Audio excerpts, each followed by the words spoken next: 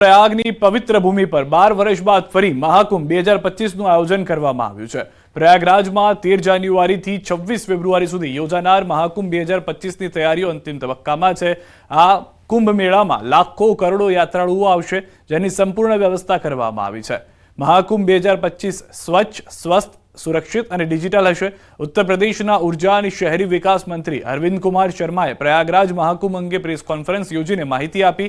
12 વર્ષે આયોજિત મહાકુંભના મેળામાં આ વર્ષે શુદ્ધ પીવાના પાણીની વ્યવસ્થા, સુપર કંટ્રોલ કમાન્ડ સેન્ટર, 44 ઘાટ સહિત રિવરફ્રન્ટ પર ફૂલોની વર્ષા માટે આયોજન કરાયું છે। 13 જાન્યુઆરીએ પીએમ મોદી 6000 કરોડના પ્રકલ્પોનું લોકાર્પણ કરશે। આ વખતનો મહાકુંભ મોડર્ન ટેકનોલોજી ધરાવતો મેળો હશે, જેમાં આખા મેળાના મોનિટરિંગથી લઈને વિવિધ ભાષા માટે એઆઈ ઇન્ટેલિજન્સનો ઉપયોગ લેવામાં આવશે। और पूरे देश भर के लोग, दुनिया भर के जब आएंगे तो अयोध्या जी के दर्शन, वाराणसी के दर्शन, प्रयागराज में स्नान, और निश्चित रूप से हम सब के लिए एक बड़ी उपलब्धि होगी। और ऐसी शानदार तैयारी सभी तीर्थयात्रियों के लिए है कि उनको आकर के आनंद लगेगा, उनको आकर अच्छा लगेगा और अपनी सांस्कृतिक विरासत से जुड़ने का, उसको जानने का, कुंभ का महत्व कैसा है, कुंभ का दर्शन कैसा होता है, जो साधु होते हैं, नागा साधु બાદ પાલિકાને સુપરસીડ કરવામાં આવી હતી અને બોડીનું વિસર્જન કરવામાં આવ્યું હતું। તે બાદથી મોરબી નગરપાલિકામાં વહીવટદારનું શાસન ચાલી રહ્યું છે, જેને લઈ કોંગ્રેસ દ્વારા ભાજપના શાસનકાળ દરમિયાન થયેલા વિકાસના કામોનો ખર્ચ અને વિગતો છેલ્લા 5 મહિનાથી માંગવામાં આવી રહી છે, જે આજ દિન સુધી ન અપાતા મોરબી જિલ્લા કોંગ્રેસ દ્વારા રેલી યોજી નગરપાલિકા ખાતે સદબુદ્ધિ હવન યોજવામાં આવ્યો હતો। સાથે જ ભ્રષ્ટાચારને ઢાંકવા માટે વિગતો ન આપવામાં આવતી હોવાનો કોંગ્રેસ દ્વારા આક્ષેપ પણ કરવામાં આવ્યો।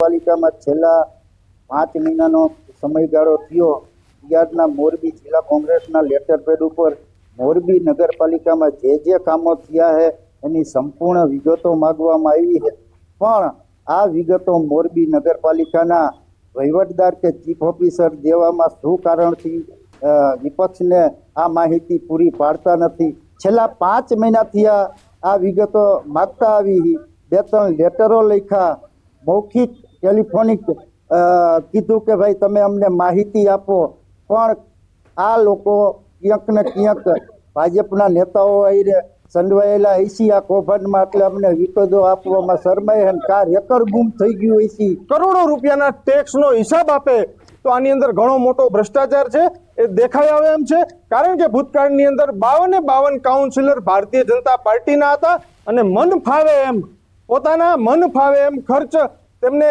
કરેલો છે। ગેમ ઝોન અગ્નિકાંડ સર્જાયા બાદ શહેર મનપા કમિશનરની જગ્યામાં બદલીનો માહોલ।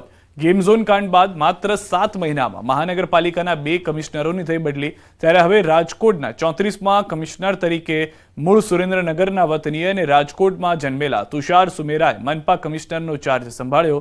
તુષાર સુમેરાએ કહ્યું કે રાજકોટની પ્રાથમિક સુવિધા મામલે સમસ્યાનું નિરાકરણ કરવાનો પ્રયત્ન કરીશ। વધુમાં કહ્યું, પ્લાન પાસ અને બાંધકામ પરવાનગી અંગેના નિયમો હળવા કરીને કામગીરી ઝડપી કરીશ। રાજકોટ શહેરમાં હું મોટો થયો છું, મારું જાણીતું શહેર છે।